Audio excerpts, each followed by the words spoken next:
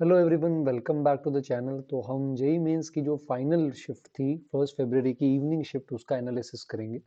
तो first question जो हमारे पास आया है वो सिंपल इंटीग्रेशन का क्वेश्चन है और डायरेक्टली हम इसे इंटीग्रेट नहीं कर सकते। तो ये डेफिनेट इंटीग्रेशन का क्वेश्चन है जिसमें ए से बी जो इंटीग्रेशन होता है उसको मैं किंग प्रॉपर्टी लगाकर f of a plus b minus x लिखते हैं। तो इसी इंटीग्रेशन को अपन रीराइट कर सकते हैं 0 से 1 2 टाइम्स ब्रैकेट के अंदर 1 - एक्स हो जाएगा होल क्यूब -3 टाइम्स 1 - एक्स का स्क्वायर और माइनस का 1 - एक्स+1 बाहर क्यूब रूट है। तो बेटा जब आप इसको सॉल्व करेंगे, ब्रैकेट ओपन करेंगे, तो आप देखेंगे ये इसका नेगेटिव आ जाएगा। मतलब अगर ये आई है तो ये माइनस आई आ जाएगा, यानी आई बराबर माइनस आई होगा और इंटीग्रल 0 हो जाएगा। तो किंग है, देखते नहीं पता चल रहा है, बट डायरेक्ट इंटीग्रेशन नहीं कर सकते, इतना तो पता चलेगा। तो एक बार किंग प्रॉपर्टी लगाना बनता है।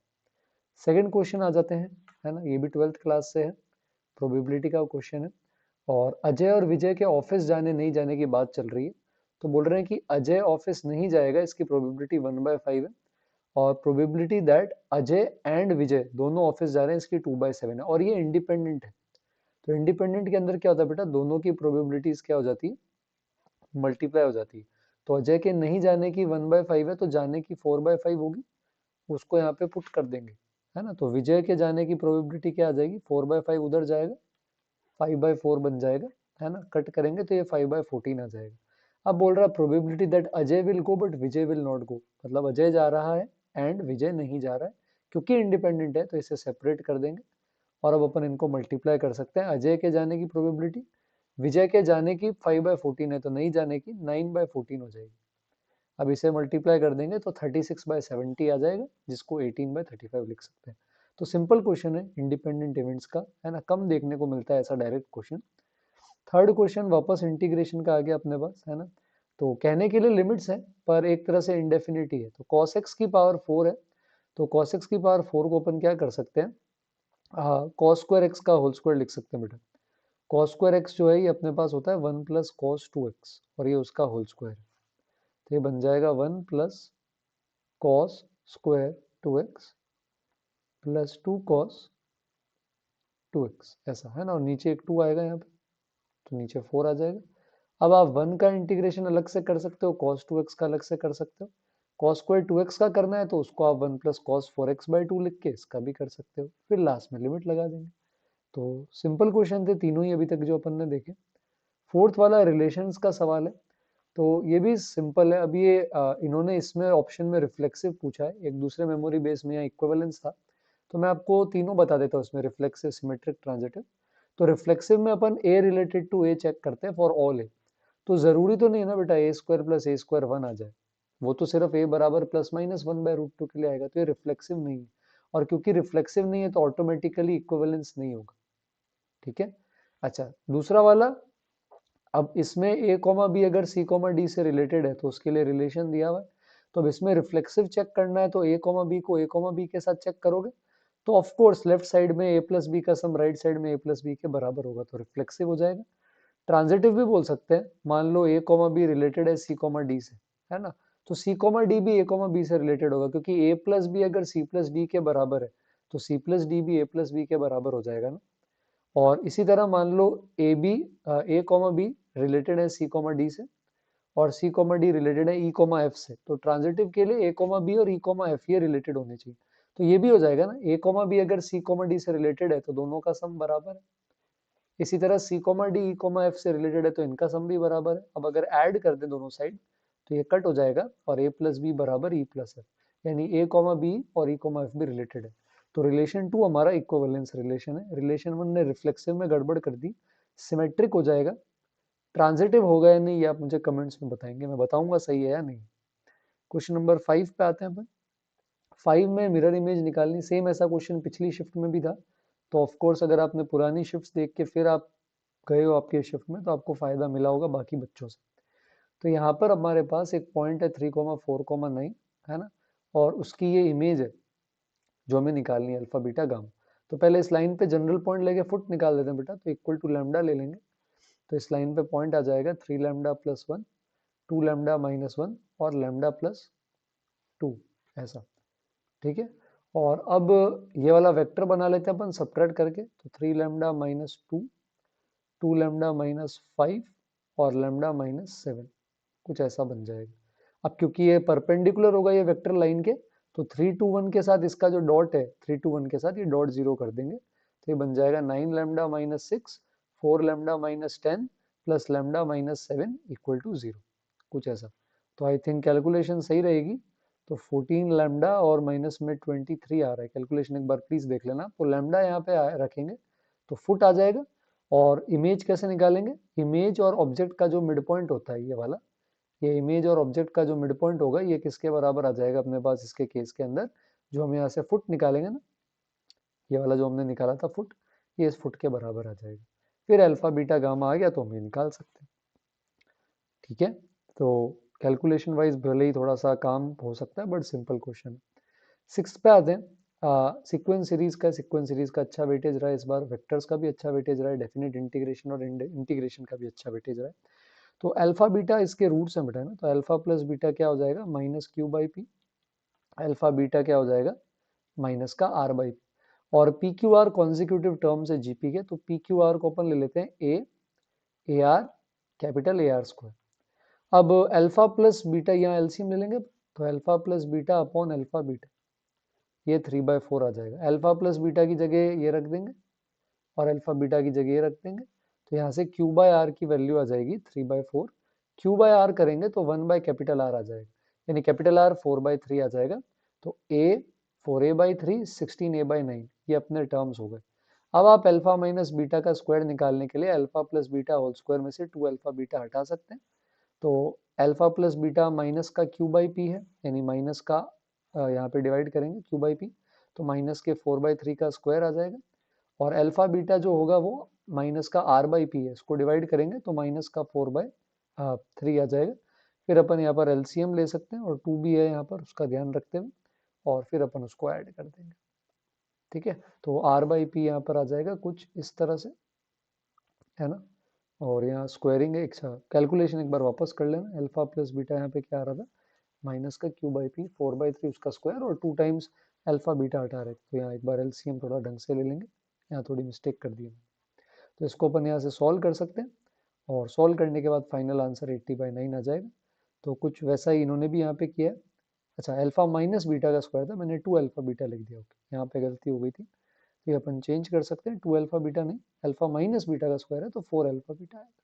तो 16 प्लस 64 80/9, तो क्वाड्रेटिक का था, है ना, और सीक्वेंस सीरीज का थोड़ा सा कंसेप्ट इन्वॉल्व था, तो सिंपल था क्वेश्चन, कर सकते हैं अपन। सेवेंथ बाइनोमियल का है क्वेश्चन, है ना। बाइनोमियल का कैसे करेंगे, कोफिशिएंट चाहिए 7th और 13 टर्म का, तो 7 टर्म क्या होगा t6 + 1, तो 18c6, x की पावर 1/3/3 के साथ आ जाएगा 18 - 6, और 1/2x की पावर जो 2/5 है इस पे आ जाएगा 6। हमें तो सिर्फ कोफिशिएंट चाहिए, है ना, तो 18c6 अलग कर देंगे, नीचे 3 की पावर 12 अलग आ जाएगा, 2 की पावर 6 अलग आ जाएगा, ये हो गया आपका m। फिर आप इसमें 13 टर्म निकालोगे तो वो जाएगा 18c12, x की पावर 1/3 और नीचे 3, इसमें 18 - 12, और साथ में जो आपके पास 1/2x की पावर 2/5 है, इसके अंदर ऊपर 12 आ जाएगा। तो ये जब आप निकालोगे तो ये 18c12, नीचे 3 की पावर 6, 2 की पावर 12 आएगा ऊपर। डिवाइड कर देंगे बेटा दोनों को, है ना, डिवीजन आता है आपको, तो आप यहाँ पे इसको क्या कर सकते हो, यहाँ 6 था सॉरी, डिवाइड कर सकते हो, तो 2 की पावर 6 और 3 की पावर 6 इनका रेशियो आ जाएगा, तो ये 2/3 की पावर 6 बन जाएगा, 18c6 और 18c12 कट जाएंगे, और बाहर 1/3 है, तो सॉल्व होके फाइनल आंसर। तो बाइनोमियल का सिंपल क्वेश्चन था। 8th वाले पर आते हैं, ये कॉम्प्लेक्स का सिंपल क्वेश्चन है। Mod z less than equal to 1 का मतलब क्या हो गया, एक सर्कल हो गया, ओरिजिन सेंटर वाला, और अंदर का रीजन हो गया, रेडियस इसका 1 है। अच्छा ये डिस्टेंस फॉर्मूला है ना, z माइनस माइनस 3 - 4 i/2, यानी -3/2 -4/2 डिस्टेंस। अब मिनिमम के लिए क्या करेंगे अपन, सेंटर से डिस्टेंस निकाल लेंगे, वो 5/2 आएगा, उसमें से रेडियस को अपन सब्ट्रैक्ट कर लेंगे, तो 5/2 में से 1 हटाएंगे तो 3/2। तो कॉम्प्लेक्स का भी एक और 11th क्लास का क्वेश्चन है, एक बाइनोमियल एक कॉम्प्लेक्स सीक्वेंस क्वाड्रेटिक का मिक्स, है ना। 9th पे आ जाते हैं, तो 3D के अंदर एंगल बाइसेक्टर की प्रॉपर्टी यूज हो रही है, as it is same question, 2 question आ चुके हैं और डिस्कस भी किए थे शिफ्ट में, तो आई एसेंशियरली होप आपने अगर देखा होगा ये चैनल पे, इस पे या कहीं और, तो आपको ज़रूर इसमें मार्क्स मिले होंगे। एंगल बाइसेक्टर की ये प्रॉपर्टी होती है बेटा कि वो सामने वाली साइड को एडजेसेंट साइड्स के रेशियो में डिवाइड कर देता है। तो आपने यहाँ पे एंगल बाइसेक्टर ए से गिराया है डी, ये एडी एंगल बाइसेक्टर। तो अब आपको डी वाला पॉइंट चाहिए, तो आप क्या करो, ए बी की लेंथ निकाल लो। तो ए बी की लेंथ आएगी √6, फिर आप यहाँ पे ए सी की लेंथ निकाल लो, है ना। तो ए सी की लेंथ आएगी 2√6, तो दोनों का रेशियो 1:2 है, तो बी डी और डी सी का रेशियो भी 1:2 होगा। तो यहाँ से अब आप क्या कर सकते हो, सेक्शन फॉर्मूला लगा दोगे, बी पे और सी पे 1:2, तो वो आ जाएगा आई थिंक 4/3, 5/3, 1/3 ऐसा कुछ आ रहा है। तो वो आप निकाल के अब आपको एडी वेक्टर मिल जाएगा, क्योंकि ए पता है डी पता है, तो एडी वेक्टर आ गया। फिर आपको बोला एडी वेक्टर का एसी पे प्रोजेक्शन की लेंथ बताओ, तो प्रोजेक्शन कैसे निकालते हैं, AD dot A C upon mod A C, इसकी एब्सोल्यूट वैल्यू प्रोजेक्शन की लेंथ दे देगी। अब ए पॉइंट डी पॉइंट पता है तो एडी वेक्टर पता है, ए पॉइंट सी पॉइंट पता है तो ए सी वेक्टर पता है, इसके आगे सॉल्व कर लेंगे। तो अगर आपको एंगल बाइसेक्टर की प्रॉपर्टी आती है तो ये हो जाएगा। अच्छा, सिस्टम ऑफ इक्वेशंस बहुत ज्यादा बार आता है ना, डिटर्मिनेंट का है, इनफाइनाइट सॉल्यूशन है, तो क्या करेंगे, सबसे पहले तो डेल्टा जीरो कर देंगे, है ना, कर सकते हैं डेल्टा जीरो, तो वहां से लैम्डा आ जाएगा। उसके बाद चाहो तो आप डेल्टा 3 जीरो कर दो, डेल्टा 3 जीरो करोगे तो पहले दो कॉलम में तो फर्क नहीं पड़ेगा, थर्ड वाले कॉलम में बस 5 9 म्यू आ जाएगा, इसको भी जीरो कर दो, लैम्डा आ जाएगा, म्यू आ जाएगा। तो सिंपल सिंपल क्वेश्चन है ना। 11th वाले पर आते हैं, थोड़ा सा लेंदी लग रहा है, देखते हैं क्या लिखना चाह रहा है। तो बोल रहा है P is a point on ellipse, तो पी पॉइंट पैरामीट्रिक फॉर्म में ले सकते हैं, A cos theta B sine theta.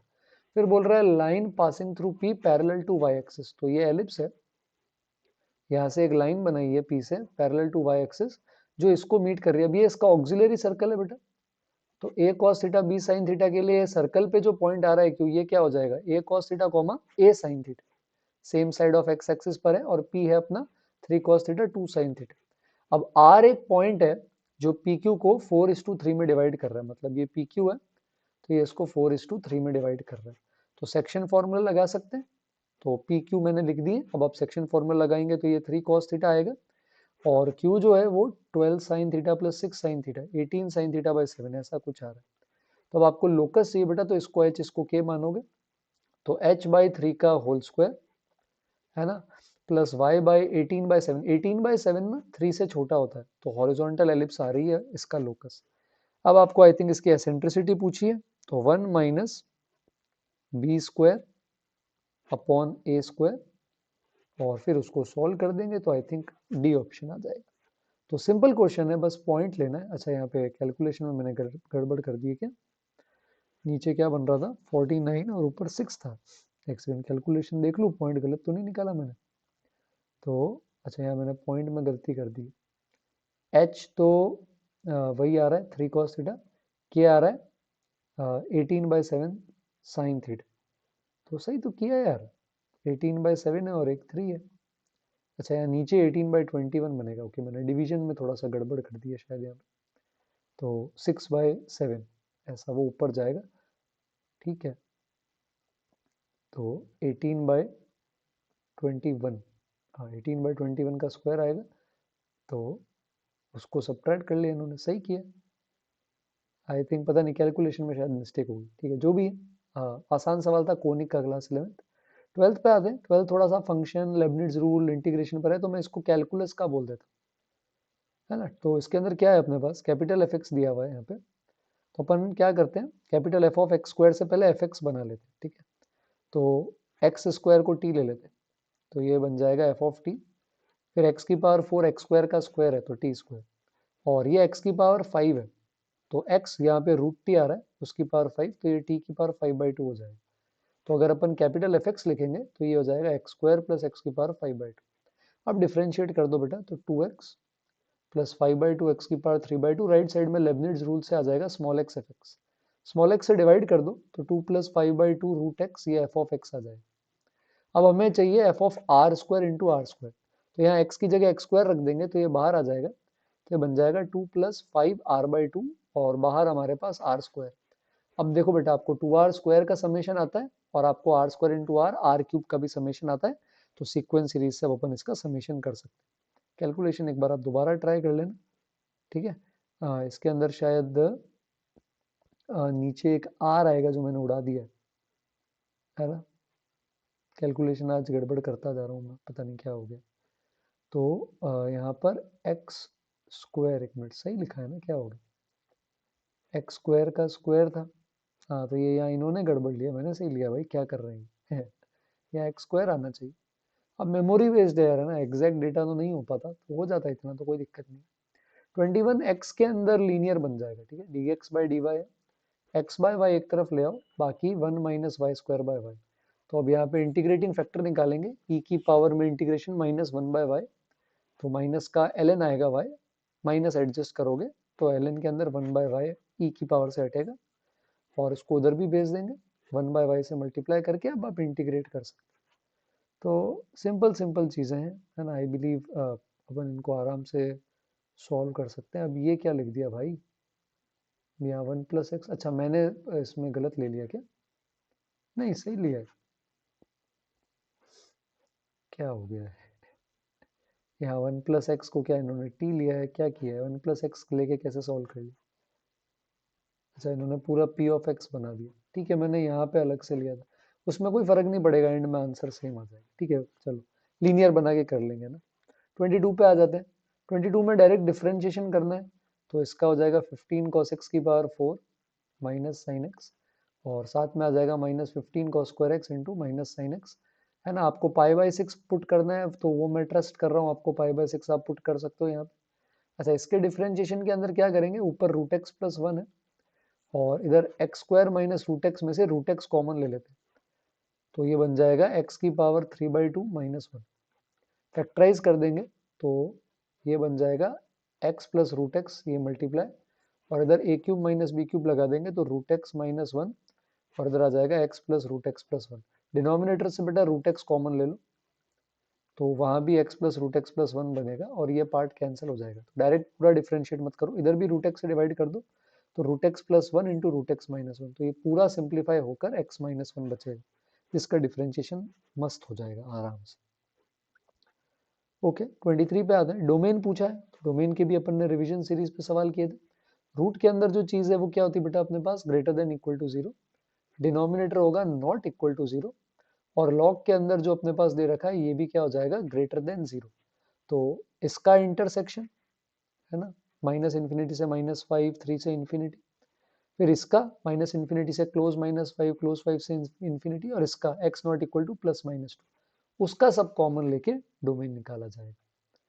Next पे आते हैं, पीएनसी का बड़ा ही लॉजिकल क्वेश्चन है, मजेदार है, इसमें बोल रहा है 20 लाइन्स है, ठीक है, सारी इवन नंबर वाली जो लाइन्स है वो पैरेलल है, और ऑड नंबर वाली सारी कट कर रही है, मतलब 1, 3, 5, 7 इनका सिर्फ एक ही पॉइंट आएगा कॉमन, हमें कॉमन इंटरसेक्शन पॉइंट निकालने मैक्सिमम, तो क्या होगा बेटा 10 मान लो आपकी ऐसी लाइन्स है ऑड नंबर वाली, 10 लाइन्स ऐसी, तो इन्होंने तो एक ही पॉइंट दिया, अब इवन वाली सारी पैरेलल है, तो मैक्सिमम इवन वाली आपस में कट नहीं करेगी, पैरेलल है, मैक्सिमम पॉइंट कब मिलेंगे, जब इवन वाली लाइन इसकी सारी 10 लाइन को काटते हुए जाएगी, तो 10 पॉइंट आ जाएंगे, जैसे ये 4 पे आ रहे तो ऐसे 10 पॉइंट आएंगे, 10 इवन लाइन है तो ऐसे 10 10 10 10 10 10 इंटू 10 100 पॉइंट इवन ऑड के इंटरसेक्शन पे आएंगे, और एक पॉइंट जो है वो सारी ऑड के इंटरसेक्शन का, तो टोटल 101 पॉइंट्स हो जाएंगे, तो ये भी लॉजिकल था।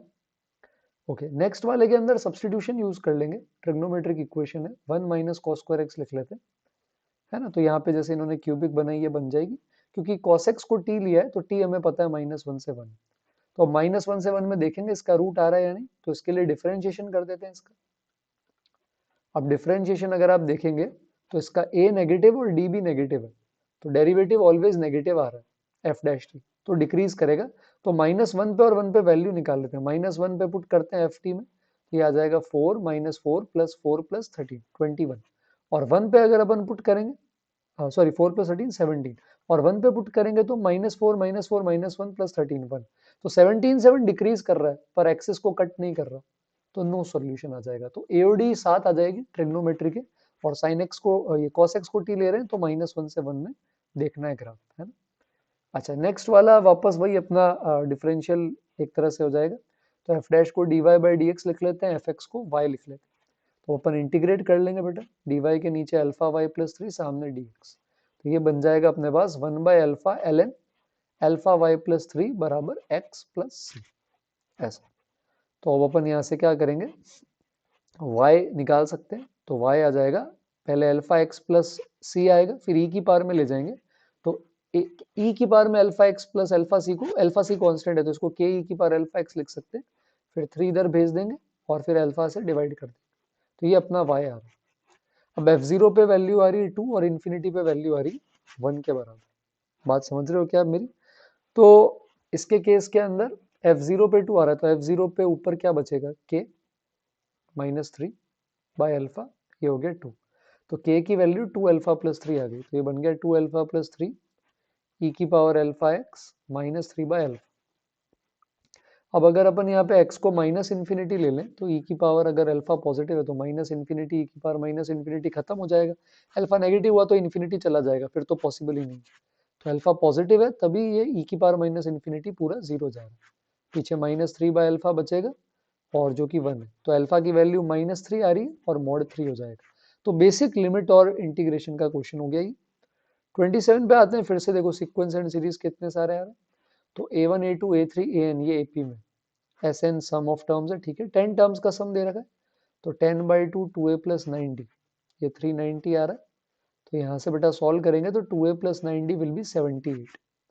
अब रेशियो दे रखा है 10th टर्म और 50th टर्म का, तो इसके आगे अब आई थिंक मुझे बताने की जरूरत नहीं है, two equation two variable solve करके आप एडी निकाल लोगे, फिर 15 टर्म्स के सम में से 5 टर्म्स का सम हटा सकते हैं, थोड़ा लेंदी।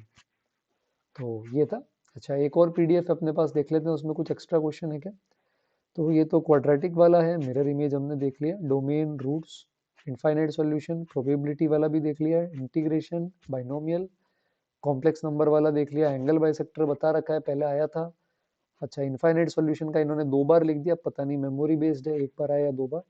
और डिफरेंशिएशन में फैक्टराइजेशन बहुत क्रूशियल था, इसके बिना अपन फंस जाते, बहुत लेंदी था, और लास्ट सीक्वेंस सीरीज था, और इसके अंदर नंबर ऑफ पॉइंट्स निकाले थे। अच्छा, ये एक नया क्वेश्चन है, तो locus of mid point of chord of the circle passing through origin, तो h कॉमा k मान लेते हैं बेटा, तो कैसे लिखते हैं chord with mid point, t बराबर s1, तो पहले इसका एक्सपेंड कर दो, t बराबर s11 करेंगे तो x स्क्वायर के लिए hx, y स्क्वायर के लिए ky, y के लिए k प्लस y का आधा, तो कुछ ऐसा बनेगा, और 1 तो पहले ही कट हो रहा है, फिर S11 में पॉइंट पुट कर देते हैं, तो एच स्क्वायर प्लस के स्क्वायर माइनस 2k, अब 0 0 से पास कर रहा है तो इसके अंदर अपन 0 0 को पुट कर देंगे, तो 0 0 पुट कर देते हैं, तो 0 0 पुट करेंगे तो माइनस के आ जाएगा एच स्क्वायर प्लस के स्क्वायर माइनस 2k। अब आप h को x, k को y रख दें, तो आपके पास आई थिंक ऐसी इक्वेशन आ रही। अब बोल रहा है कि ये जो अभी आई थिंक सर्कल आ रहा है कि ये लाइन पी क्यू पे कट कर रहा है, तो अगर ये सर्कल है जिसका सेंटर आप निकाल सकते हैं 0,5 है बेटा, है ना, और ये कॉर्ड बनेगी एक लाइन जो इसको कट कर रही है ना, इधर 2 पॉइंट, तो इसकी लेंथ के लिए क्या करेंगे, परपेंडिकुलर डिस्टेंस निकाल के पाइथागोरस लगा देते हैं, रेडियस हाफ है, 0,5 से इसकी डिस्टेंस निकालते हैं बेटा, 0,5 रखेंगे तो ½ ये आ जाएगा, तो डी निकाल के डबल कर देते हैं, कॉर्ड बाइसेक्ट होती है परपेंडिकुलर से, तो 1/4 माइनस 1/8, तो 1/8 आ रहा है, तो 1/2 आधी कॉर्ड आ रही है, डबल करेंगे तो 1/√2। तो सर्कल्स और लोकस का बहुत प्यारा सवाल था, मजा आया इसको करने में। एक और अपने पास डॉक्यूमेंट है, उसके अंदर भी 2-3 नए सवाल हैं, तो ये जैसे 3 कॉन्जिक्यूटिव टर्म्स है, नॉन कॉन्स्टेंट जीपी मतलब R1 नहीं, और वो साइड्स ऑफ ट्राइंगल बना रहे, तो ऐसा क्वेश्चन क्या है ना, पहले डाल चुके हैं ये, पर अब ये इंटीजर पार्ट में दे दिया कि अगर मान लो 3 टर्म्स है आपके जीपी के, ए ए आर स्क्वायर, और नॉन कांस्टेंट जीपी भी यहाँ पे बोल रहा है, और r ग्रेटर देन 1 है, तो r ग्रेटर देन 1 है तो sum of any two side is greater than third side, तो जो सबसे छोटी दो साइड का सम है अगर वो थर्ड साइड से बड़ा हो गया तो ऑफ कोर्स ट्राइंगल बन जाएगा, साइड पॉजिटिव्स हैं तो a कट जाएगा, तो 0 आ रहा है बेटा r square minus r minus 1 से बड़ा, तो r जो आ रहा है अपना ये 1 माइनस √5/2 से 1 प्लस √5/2 के बीच में आ रहा है, और इसके साथ साथ ये भी बोला हुआ है कि जो r है अपना ये 1 से बड़ा है, तो अगर अपन यहाँ कॉमन लेंगे तो अपना r आ जाएगा 1 से 1 प्लस √5/2, और 1 प्लस √5/2 इज अप्रोक्सीमेटली 1.6, तो 1 से 1.6 के बीच में अपना r आ रहा है, तो r का integer part will be 1, minus r का integer part will be -2, put कर देंगे, आंसर आ गया। ठीक है, तो सिंपल था ये, फिर बाकी वाले तो आई थिंक अपन ने देख लिए, और देख लेते हैं कोई और नया क्वेश्चन इसके अंदर अगर दिख जाए, ये वाला है जैसे 7th वाला, तो इसके अंदर f ऑफ a 21 है, और नेचुरल नंबर ही पुट कर सकते हैं। तो इसमें दो केसेस लेंगे, तो या तो हमारा ए ऑड हो जाए या फिर हमारा ए क्या हो जाए, इवन। तो फर्स्ट केस के अंदर अपन ए को ले लेते हैं इवन नंबर, और अपन को निकालना है एफ ऑफ ए। तो अब यहाँ पर एफ एक्स डिफाइन कर रखा है, अगर अपन क्वेश्चन में देखें तो बोल रखा है इवन है अगर यहाँ पे तो x माइनस वन आउटपुट है। तो यहाँ पे क्योंकि a इवन था तो अब इसका आउटपुट हो जाएगा a माइनस वन, और इवन में से वन हटाओगे बेटा तो ऑड हो जाएगा। अब ऑड के लिए क्या करता है ये, ऑड के लिए उसको डबल कर देता है, 2x बना देता है। तो ये 2a माइनस टू हो गया और डबल होके वापस इवन हो गया, और इवन होता है तो ये इसमें से वन हटा देता है। और इसकी वैल्यू इन्होंने किसके बराबर दे रखी है, 21। तो अगर इसकी वैल्यू 21 कर देंगे तो a आ जाएगा 12। और अब एक बार चेक कर लो, क्योंकि 12 इवन है, बिल्कुल है, तो a की वैल्यू ये आ गई। सेकंड केस के अंदर a अगर ऑड है, तो अगर a ऑड है, एफ ऑफ a निकाल रहे हो, तो ऑड वाले के अंदर क्या करता है, ये डबल कर देता है। तो अंदर वाला f खोलोगे आप तो 2a आ जाएगा। फिर अब तो इवन हो गया, इवन होता है तो क्या करता है, इसमें से ये इवन होता है तो क्या करता है, वन हटा देता है, तो ये ऑड हो जाएगा। और ऑड हो गया तो अब ये वापस इसको क्या कर देगा, डबल कर देगा, और ये 21 है। पर अब यहाँ से a जो है ये नेचुरल नंबर नहीं आ रहा, तो ये रिजेक्ट है, मतलब a की वैल्यू आ रही है 21। अब आप यहाँ पर 21 माइनस पे लिमिट लगा सकते हो x की, तो ये बेसिकली लिमिट है mod x cube upon a minus integer part x by. ये अब आप 12 पे 12 आया था ना अपना, हाँ अब ये आप 12 पे लिमिट लगा के सॉल्व कर सकते। तो सिंपल था, बस दो बार फंक्शन सॉल्व करना था, तो इंटरेस्टिंग है ऐसा बोल सकते हैं, मजा आया सवाल में। बाकी ये सारे आई थिंक अपन ने देख रखे हैं, ये क्वाड्रेटिक भी देखा था, बाइनोमियल देखा था, एपी के भी सवाल देख लिए थे, प्रोबेबिलिटी भी हो गया था, infinite solution, system of equation के पिछले 3 शिफ्ट में रेगुलर एक एक सवाल आया। और ये 17 वाला नया है, इसमें ग्राफ बना के पूछा है कितनी जगह डिसकंटिन्यूस। अच्छा ग्राफ किसका बनाया वो देख लेते हैं। ग्राफ इन्होंने बनाया है मॉड के अंदर 2x square plus 5 mod x plus 3 का, शायद ऐसा ही कुछ था, एक बार देखें अपन, हाँ -3 सॉरी। तो अब इसमें क्या करते हैं, एफ ऑफ एक्स ले लो बेटा 2x स्क्वायर, क्योंकि एक्स स्क्वायर को आप मॉड एक्स स्क्वायर भी लिख सकते हो, तो एफ ऑफ एक्स ले लो 2x square plus 5x minus 3। तो ये जो आप ग्राफ बना रहे हो ना बेटा, ये है F of mod x, x की जगह अंदर मॉड एक्स है और बाहर मॉड आ गया, तो आप y बराबर mod of F of mod x बना रहे हो। तो पहले इसका ग्राफ बनाओ, है ना। ट्रांसफॉर्मेशन ऑफ ग्राफ सब जने पढ़ते हैं, तो आई थिंक ये किसी के लिए भी नया नहीं है। तो आप यहाँ से इसके रूट निकाल सकते हो, एक रूट आई थिंक -3 आएगा और एक रूट आई थिंक हाफ आ जाएगा, और वर्टेक्स जो है वो बीच में आकर ही आएगा, ये ऐसा बन जाएगा। जीरो पे वैल्यू आई थिंक -3 आ रही है। फिर अब जब आप एफ ऑफ यहाँ पर लेते हैं मॉड एक्स, तो एफ ऑफ मॉड एक्स में क्या होता है, जैसा ग्राफ आपका राइट में वैसा ही ग्राफ लेफ्ट में हो जाता है, तो जैसा यहाँ था वैसा ही यहाँ आ जाएगा। अब शार्प टर्न है या नहीं है, तो उसके लिए आप यहाँ पे डिफरेंशिएशन चेक कर सकते हो, है ना। तो इसके केस के अंदर इधर 2x square plus 5x minus 3 था, क्योंकि इधर x पॉजिटिव है, इधर x नेगेटिव है, तो जैसे आप 5 मॉड x खोलोगे तो -5x हो जाएगा। अब अगर आप डिफरेंशिएशन लोगे जीरो पे तो इसकी वैल्यू 5 आएगी, इसकी -5, तो ये यहाँ पे नॉन डिफरेंशिएबल है, कंटिन्यूटी ब्रेक नहीं हुई।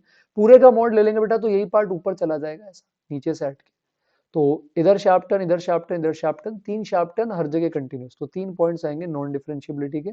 तो ट्रांसफॉर्मेशन ऑफ कर्व्स का डायरेक्ट क्वेश्चन पहली बार देखा है मैंने मेंस में, और बाकी वाले क्वेश्चन आई थिंक अपन ने कर लिए थे।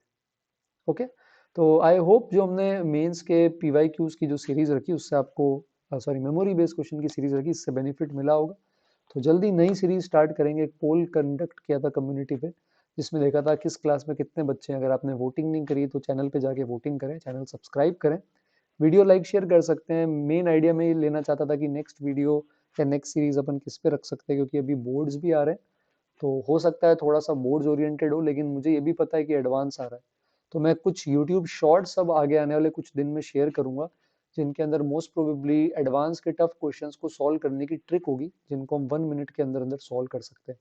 तो काफ़ी नई चीज़ें आने वाली है चैनल पे रेगुलरली, तो प्लीज़ चैनल पे अपडेटेड रहें, शेयर करें आपके फ्रेंड्स के साथ भी, या जूनियर्स के साथ, सीनियर्स के साथ जो जेई की तैयारी कर रहे हैं, या बाकी एग्जाम्स में भी कई सारी जगह मैथ्स में सेम सिलेबस होता है।